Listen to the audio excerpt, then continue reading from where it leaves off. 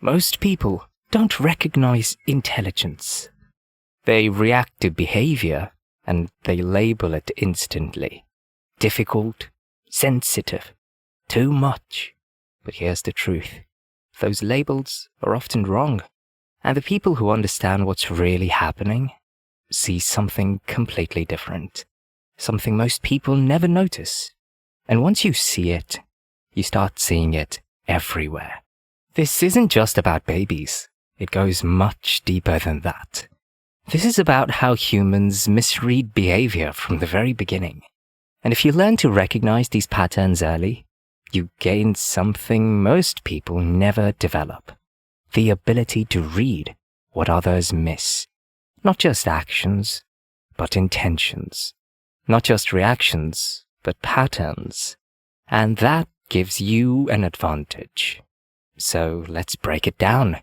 First, a baby who stares too long is often seen as distant. But what most people don't see is focus, deep processing, the ability to stay locked onto something longer than others. Most people's attention is scattered, pulled in every direction. But focused attention, that's rare. And in the real world, attention is power. The people who can observe longer understand more. And the ones who understand more control more. Now, here's where it starts to get misunderstood. A baby who gets bored quickly is labeled difficult. But what's actually happening is faster understanding. They don't need more stimulation. They need better stimulation. And this creates a gap. Because when someone processes faster than their environment, they disconnect from it. That's why these individuals often grow up feeling different. Not because something's wrong, but because they see more. And when you see more than others, you stop reacting like them, which is often misunderstood as attitude. But it's not. It's awareness. And this awareness becomes even more powerful in the next behavior. Some babies react to tone before they understand words. They pick up on tension, on emotion, on subtle shifts in energy. And most people dismiss this. They call it sensitivity. But it's something else. It's perception. And this is where things start to shift socially. Because these are the people who later walk into a room and instantly feel what's going on. They notice discomfort. They detect fake smiles. They sense when something's off. They don't need explanations. They read the room. And the ability to read a room is one of the strongest forms of social intelligence. Which leads to a bigger realization. The traits that get labeled as weaknesses early often become strengths later, but only if they are understood. Because what society doesn't understand, it tries to correct or suppress. And that's exactly where most people lose their edge. So let's keep going. A baby who doesn't sleep easily is seen as a problem. But think about it differently. A brain that doesn't shut off easily is a brain that stays active. It keeps processing. It keeps connecting. And over time, this evolves. Later in life, this often becomes overthinking. But overthinking is just uncontrolled processing. When it's directed, it becomes strategy. The ability to think ahead, to analyze, to anticipate outcomes. And the people who anticipate better position themselves better. Now, watch how this connects to the next behavior. A baby who imitates early and precisely isn't just being cute. They are learning fast, copying expressions, gestures, micro-behaviors. This is how the brain builds models of the world. And later, this becomes something powerful. The ability to mirror people, to adapt, to match behavior. And here's why that matters. People trust what feels familiar. So those who mirror well connect faster. And those who connect faster influence more. And that influence becomes even clearer with the next sign. Some babies recognize faces earlier. They distinguish between familiar and unfamiliar people quickly. This reflects strong memory, but also something deeper. Pattern recognition in people.